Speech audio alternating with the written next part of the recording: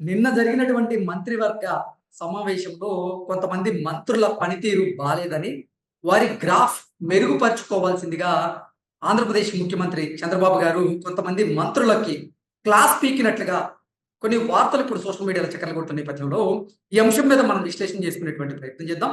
ప్రస్తుతం మనతో పాటు ఉన్నారు ప్రముఖ రాజకీయ విశ్లేషకులు రాజేష్ అప్సాని గారు. సార్, నమస్తే సార్. సార్, నమస్తే. నిన్న జరిగినటువంటి మంత్రివర్గ సమావేశంలో కొంతమంది మంత్రుల పనితీరు బాలేదని, వారి గ్రాఫ్ ని మెరుగుపరుచుకోవాల్సిందిగా చంద్రబాబు గారు వారికి క్లాస్ పీకినట్టుగా కొన్ని వార్తలు వస్తూ ఉన్నాయి. ఏంటి సార్ అసలు నిన్న మంత్రివర్గ సమావేశంలో ఏం జరిగింది అంటే ఏం చెప్తారు? అంటే నిన్న తెలుగుదేశం పార్టీ అధినేత చంద్రబాబు నాయుడు గారి సమక్షంలో ఒక పార్టీ అంతర్గత సమావేశం జరిగింది.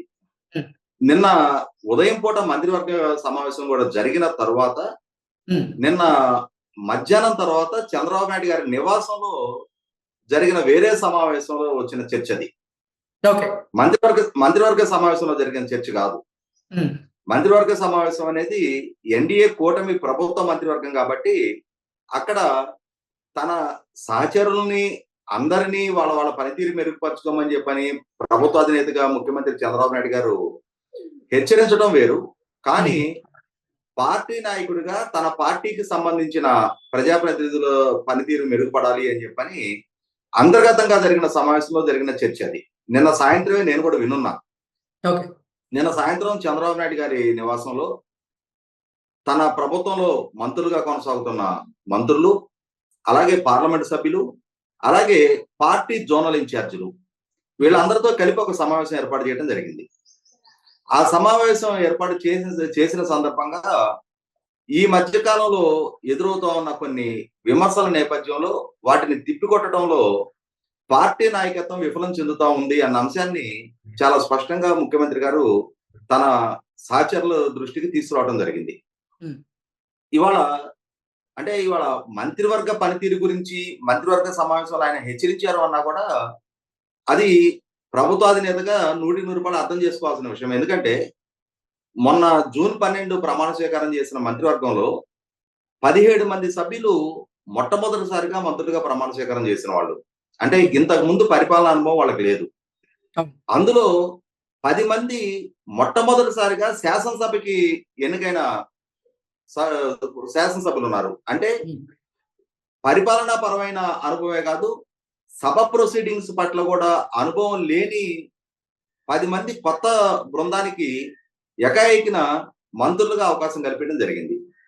అటువంటి సందర్భంలో వాళ్ళ పనితీరు అంటే ఆ పనిని వాళ్ళు అడాప్ట్ చేసుకోవడానికి కానీ, బిజినెస్ రూల్స్ గురించి అవగాహన చేసుకోవడానికి కానీ, వాళ్ళకున్న విధులు హక్కుల గురించి పరిజ్ఞానం పెంచుకోవడానికి కానీ, పనితీరు మెరుగుపరచుకోవడానికి సహజంగానే 6-7 నెలల కాలం అనేది చాలా ఎక్కువ కాలం.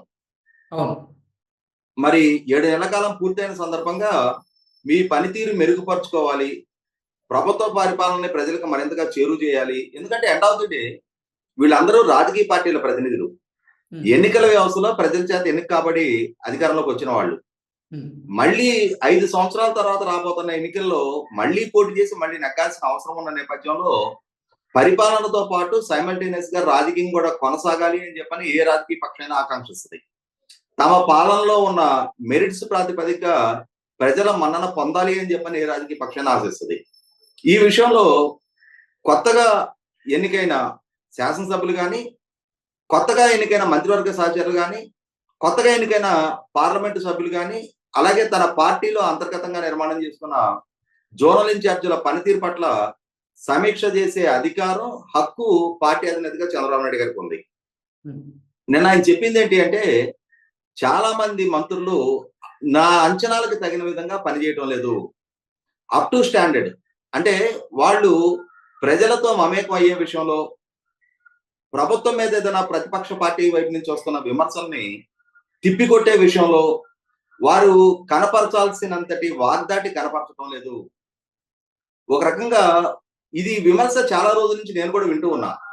మంత్రివర్గంలో వోకల్ సభ్యులు అంటే మంత్రివర్గ విధి విధానాల గురించి, ప్రభుత్వం మీద వచ్చే విమర్శల గురించి గతంలో మంత్రులుగా కొనసాగిన వాళ్ళు చాలా స్పష్టంగా అవగాహనతోటి ప్రతిపక్ష పార్టీల విమర్శల్ని తిప్పికొట్టే పరిజ్ఞానం ఉండేది.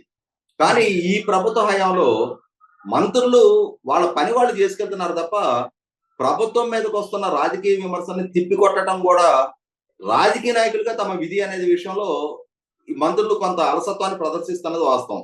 ఓకే. అంటే ఈ ఈ కారణంగానే ఆ మధ్య ఒక డిమాండ్ కూడా వచ్చేది. రఘురామకృష్ణరాజు గారు లాంటి వోకల్ అంటే నిత్యం మీడియాలో హైలైట్ అవుతూ సూటిగా స్పష్టంగా ప్రతిపక్ష పార్టీలని ధాటిగా ఎదుర్కోగలిగే పరిజ్ఞానం ఉన్న వాళ్ళు మంత్రివర్గంలో కొరవడ్డారు. పయ్యావుల కేశవ్ గారు, నిమ్మల రామానాయుడు గారు, పార్థసారథి గారు లాంటి కొద్ది మంది తప్పించి ఇప్పుడు కొండపల్లి శ్రీనివాస్ గారైనా, వాసంశెట్టి సుభాష్ గారు లాంటి వాళ్ళు కొత్తగా మంత్రులుగా బాధ్యతలు చేపట్టిన వాళ్ళు అంతటి స్థాయి పరిజ్ఞానాన్ని ప్రదర్శించడం లేదు అని చెప్పని విమర్శలు వస్తున్నది వాస్తవమే. ఇప్పుడు హోంమంత్రి అనిత గారు ఉన్నారు. ఆమె పనితీరు పరంగా చాలా రెస్ట్లెస్ గా పనిచేస్తూ ఉంటారు. కానీ సూటిగా స్పష్టంగా ప్రతిపక్ష పార్టీలని విమర్శించే విషయంలో ఆమె వాయిస్ కూడా కొంచెం సాఫ్ట్ స్పోకెన్ గా ఉంటుంది. అంటే అది బై బర్త్ మహిళ మరీ కనపరచాల్సినంతటి కరుకుదనం ఆమె నుంచి ఎక్స్పెక్ట్ చేయడం కూడా కష్టమే. కాకపోతే అటువంటి సందర్భంలో మరింత మెరుగ్గా పనిచేయాలని ఆశించడం తప్పు కాదు. నేను ఇదే విషయాన్ని వాళ్ళ పార్టీ అంతర్గత సమావేశంలో మంత్రివర్గ సహచరులకి, ఎంపీలకు కూడా మీరు ఇరువురు సమన్వయం చేసుకొని తీరాల్సిందే. మీరు రాజకీయ పరమైన నిర్ణయాలు తీసుకునే సందర్భంలో మీ స్థానిక ఎంపీలు కూడా పరిగణలోకి తీసుకోవాల్సిందే. అలాగే శాసనసభ్యులు తప్పనిసరిగా జోనల్ ఇన్ఛార్జి వ్యవస్థని గౌరవించి తీరాల్సిందే. జోనల్ ఇన్ఛార్జీలతో సంప్రదించిన తర్వాతే శాసనసభ్యులు కూడా ఏ నిర్ణయమైనా తీసుకోవాలి. నా దగ్గరికి ఏదైనా ఒక ఇష్యూ గురించి రావాలి అని అంటే త్రూ జోనల్ ఇన్ఛార్జి రండి తప్ప ప్రతి శాసనసభ్యుడు నన్ను కలుసుకునే ప్రయత్నం చేయొద్దు అని చెప్పని పార్టీలో ఆ స్ట్రక్చర్ ని మరింతగా బలోపేతం చేసే దిశగా నేను ఆయన మార్గనిర్దేశం చేయడం జరిగినట్టుగా నేను విన్నా.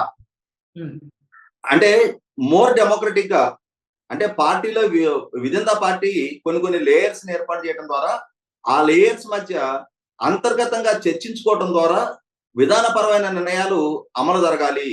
అలా అమలు జరిగినప్పుడు ప్రభుత్వ పరంగా తీసుకునే నిర్ణయాలు పార్టీకి కూడా ఫ్లేవర్ అంటడానికి ఆస్కారం ఉంటుంది. ప్రభుత్వం ఒక మంచి చేస్తే ఆ మంచి చేసిన ద్వారా వచ్చే మైలేజీ పార్టీకి దక్కాల్సిన అవసరం ఉంది అనేది ఏ రాజకీయ పక్షాన్ని ఆశిస్తుంది. గతంలో జగన్మోహన్ రెడ్డి గారు అధికారంలో ఉన్నప్పుడు ఆయన అది ఆశించారు. ఇవాళ ఎన్డీఏ కూటమి అధికారంలో ఉన్నప్పుడు తమ ప్రభుత్వం ద్వారా జరిగే మంచి తమకి రాజకీయంగా లబ్ధి చేకూరాలని ఎన్డీఏ కూటమి పార్టీలు కూడా ఆశిస్తాయి. కాబట్టి ఏంటంటే ఇక్కడ చంద్రబాబు నాయుడు గారు నిన్న 100% తన మంత్రివర్గ సహచరుల గురించి, తన పార్లమెంట్ సభ్యుల గురించి, జోనల్ ఇన్ఛార్జీల గురించి రివ్యూ సమావేశం ఏర్పాటు చేసి కొంత ఘాటుగానే ఆయన వాళ్ళందరినీ కూడా హెచ్చరించడం జరిగింది. 100% మీ పనితీరు మెరుగుపరచుకోవాలి అని చెప్పని. నేను ఇందాక చెప్పినట్టుగా చాలా మంది కొత్తగా అవకాశాలు దక్కించుకున్న నేపథ్యంలో మీకు ఎవరికైనా కూడా నేర్చుకోవడానికి 6 నెలలు టైం అనేది చాలా ఎక్కువ. హనీమూన్ పీరియడ్ ముగిసింది. మీరు ఇంకా మీ పనితీరు మెరుగుపరచుకోవాలి అని పార్టీ అధినేతగా అలాగే ముఖ్యమంత్రిగా వాళ్ళని హెచ్చరించడం 100% స్వాగతించదగ్గది. సార్, ముఖ్యంగా ఉమ్మడి తూర్పుగోదావరి జిల్లాకు చెందినటువంటి ప్రజాప్రతినిధుల పనితీరు అలాగే మంత్రుల పనితీరు మరీ అధ్వానంగా ఉంది అన్నట్లుగా కూడా వారికి ర్యాంకింగ్ ఇచ్చినట్లుగా కూడా కొన్ని వార్తలు వస్తూ ఉన్నాయి. అసలు ఏం జరిగింది సార్? అంటే ఇక్కడ స్పెసిఫిక్ గా పలానా జిల్లాకు సంబంధించిన పలానా మంత్రి పనితీరు అనేది అది నేమ్ పాయింట్అవుట్ చేసి మెన్షన్ చేశారా లేదనేది. ఎందుకంటే ఇవాళ ఉమ్మడి తూర్పుగోదావరి జిల్లాని అంటే అక్కడ వాసంశెట్టి సుభాష్ ఉన్నారు, అలాగే పవన్ కళ్యాణ్ గారు ఉన్నారు.